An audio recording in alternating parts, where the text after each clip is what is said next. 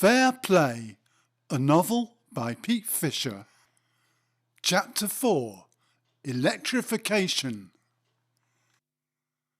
Martin wandered along the old town high street. He passed the familiar ancient half-timbered houses, the old pubs and little antique and bric-a-brac shops. He came to the scruffy army surplus shop where he'd bought his greatcoat.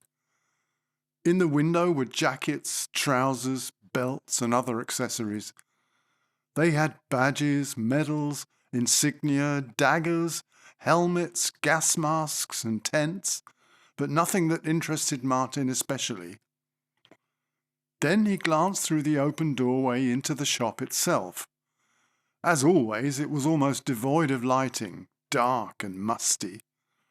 An enormous pile of army boots in the middle almost touched the ceiling. Martin spotted what looked like a guitar hanging on the wall. He entered the gloomy cave. On closer inspection, it was indeed an electric guitar. The body seemed to have been covered in some kind of horrible textured brown vinyl. It had no maker's logo, but appeared to be serviceable.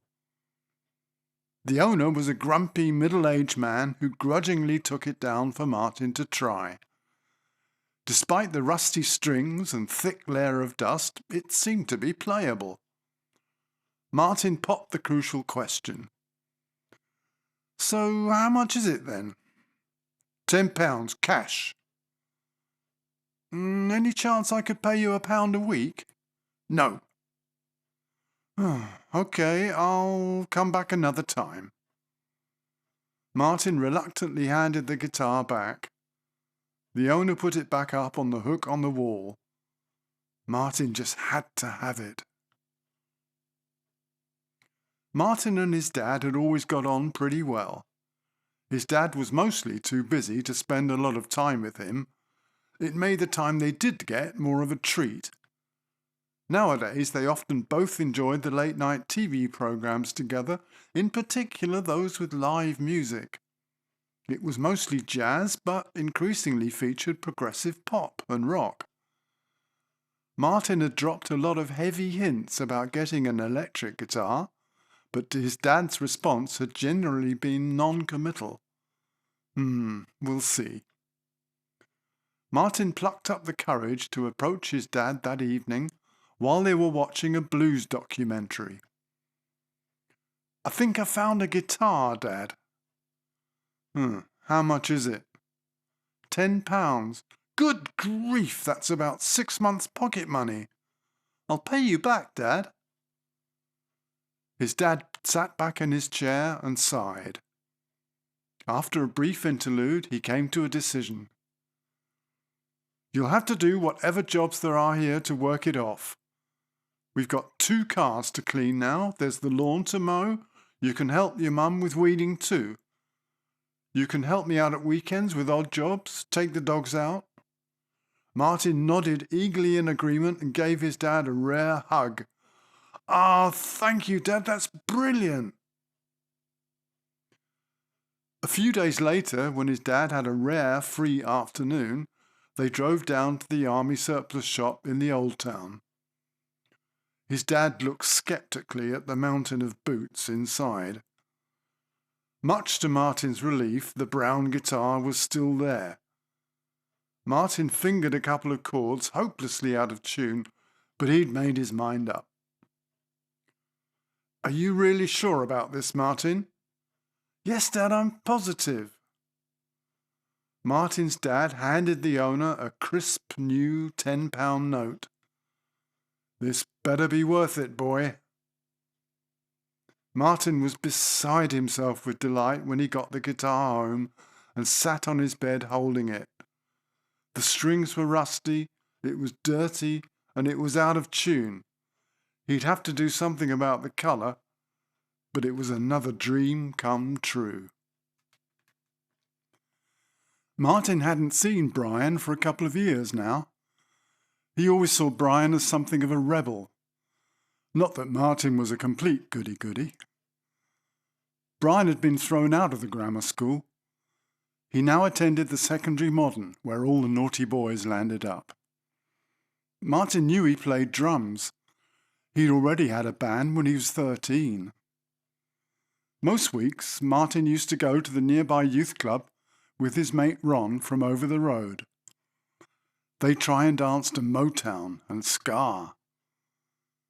Martin had a crush on Bev. She was a year older than him. She looked like Julie Driscoll, big eyes and feather-cut hair. He didn't dare ask her to dance. She always said hello. One Friday before she got there, Martin spotted Brian and went over. He told him about his new guitar and half-jokingly said they ought to jam together. Brian said Martin should come round to his place. They discovered they actually only lived about 10 minutes away from each other. Martin walked down the steps and across the familiar footbridge over the railway cutting to the other side of the valley. It was a warm, early summer's day. The noise of seagulls drifted up from the harbour below. On the other side, he navigated the steps up to the narrow passageway that led into the first of a series of similar-looking streets. Endless rows of Victorian red-brick terraced houses. Brian's directions had been a little vague, but Martin needn't have worried. The summer breeze carried the sound of someone playing a rather wild, free-form jazz drum solo. As Martin walked down the street it seemed to come from, it started getting louder and louder, so he simply followed the noise. In front of one of the terraced houses, a woman was standing in the little front garden, having an animated discussion with her female neighbour. "I'm sick to death of that bloody noise your son is always making. It's a disgraceful racket and I can't get no peace and quiet." "Mrs. Foster, Brian only practices his drums a couple of times a week for an hour or so. He'll stop when it's tea time." "Sounds like someone falling down the stairs. Who wants to listen to that rubbish?" At that moment the drumming stopped and a head popped out of the upstairs window. "Why don't you just shut up and bugger off, you silly old cow?" "Well!" Mrs. Foster went indoors.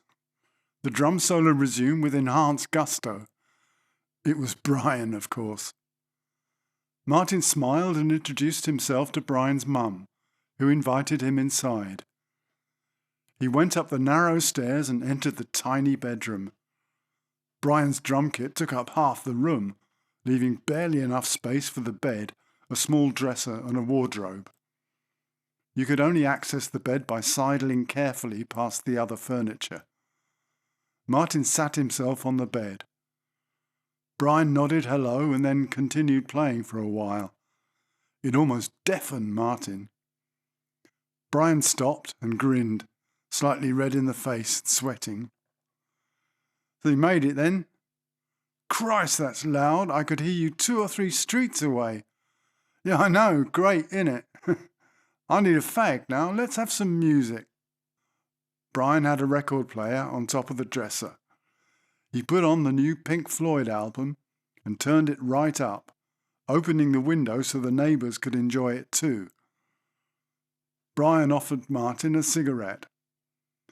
They both sat and just smoked and listened for a while. Brian ghost drummed to some of the record, miming accurately to the drum fills. He turned down the music so they could talk. "So how long have you been playing drums?" About 10 years now. Started when I was 5. "Did you have lessons then?" "My dad played in jazz bands, sometimes big bands. Still does. He taught me. Had a couple of bands when I was 12 or 13. Stood in for me dad a few times. Nothing happening now." "So do you fancy getting a band together?" "Yeah. You know anyone?" "Not really. Do you?" "Well, my mate Steve's a good singer. I know a bloke called Ian at school who plays bass." Just then Brian's mum put her head round the door. Tea's ready, Brian. Do you want to stay, Martin? There's plenty. Oh, I'd love to, Mrs. Jefferson. That's really kind of you, thanks. Brian put on some Nelson Riddle and talked about standing in for his dad. Martin felt a bit in awe. He was really pleased he'd happened on such a good drummer. He had oodles of technique and could do some pretty flash fills. Brian was a bit wild and undisciplined. A real rebel.